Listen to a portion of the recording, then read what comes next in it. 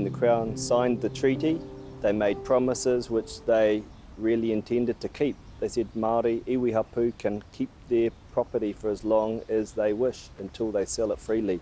And in the last 20 or 30 years, successive governments have recognised through the tribunal and other protest action and others that the Crown hasn't kept those promises, and there is a real moral imperative that lots of governments of different political parties recognise. So they want a sense of closure, they want to feel that they're doing the right thing. That's the first thing. The second thing is to get more freedom to act. Treaty claims through the 80s and the 90s ended up stopping the government from doing lots of things they wanted to do. So selling assets or changing the regulation or the way land or resources were managed, airways and water. And governments realised that they needed to settle those claims to allow them to undertake those sort of policy and legislative initiatives.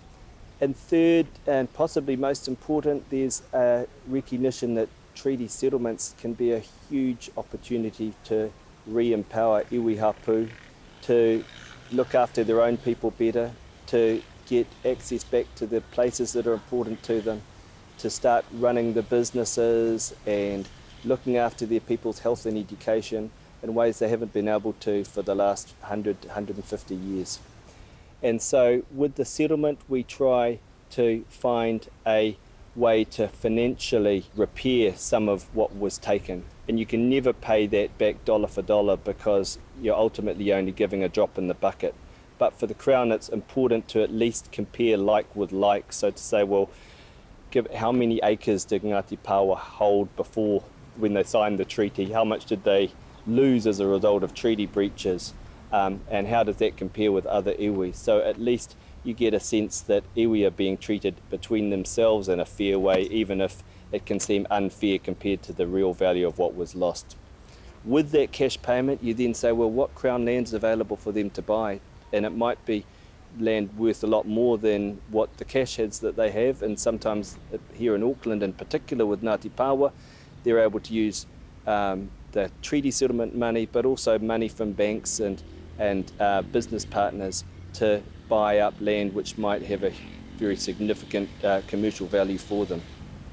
And then the Crown also looks at where there is land which is culturally significant, spiritually significant to the iwi. So here for Ngāti Pāwa, here in Tāmaki, the maunga of Tāmaki Makaurau have been returned, gifted back to Ngāti Pāwa and 12 other iwi in Hapu.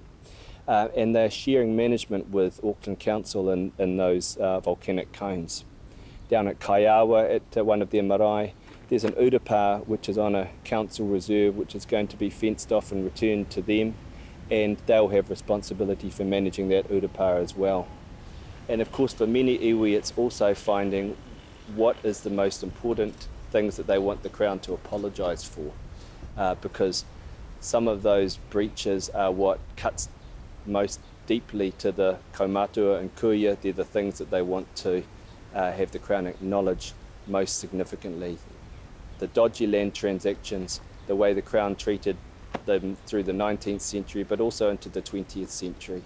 Ngāti Pāwa were evicted from lands over in Takapuna on the North Shore, and even their urupā were excavated and their tupuna were forced to be disinterred and taken across to Waiheke. So it's the apologies for those sort of actions.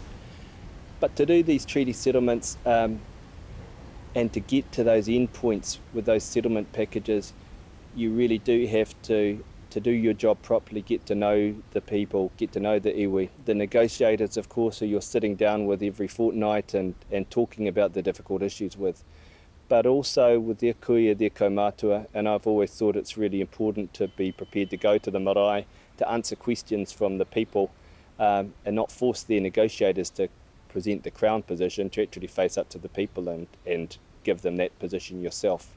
I've been to their tangis, I've been out on their waka taua with them, been to their places of importance and been to their festivals.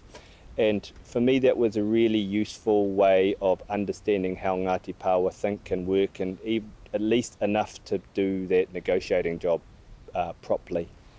And then finally, it's about faithfully taking their position back to the ministers, to the cabinet, to the government, and explaining what their position is. And then when you get your instructions as a negotiator back from your minister, coming back and honestly feeding that back to the iwi. And a lot of the time you're coming back saying no, or yes but, or can't do this but I can do something else. And you have to be able to look those people in the eye, and if you're saying no, they have to be able to believe that you've done your best to convey their views.